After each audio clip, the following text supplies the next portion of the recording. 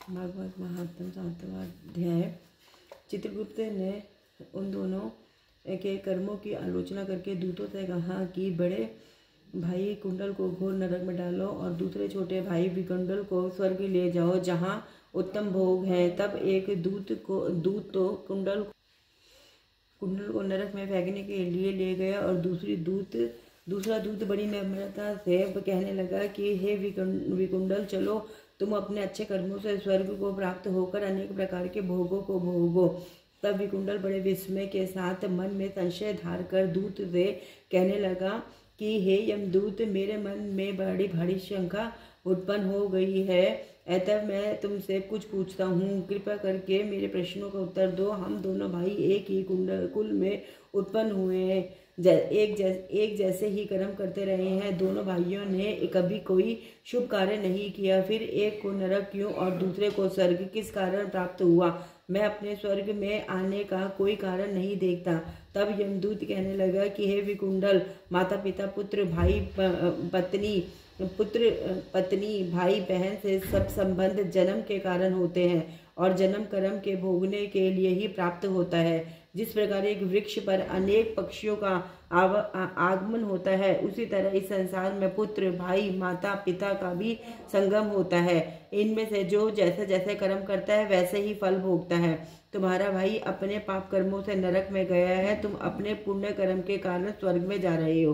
तब विकुंडल ने आश्चर्य से पूछा कि मैंने तो आजन्म कोई धर्म का कार्य नहीं किया, सदैव पापों ही में लगा रहा। मैं अपने पुण्य कर्म को नहीं जानता।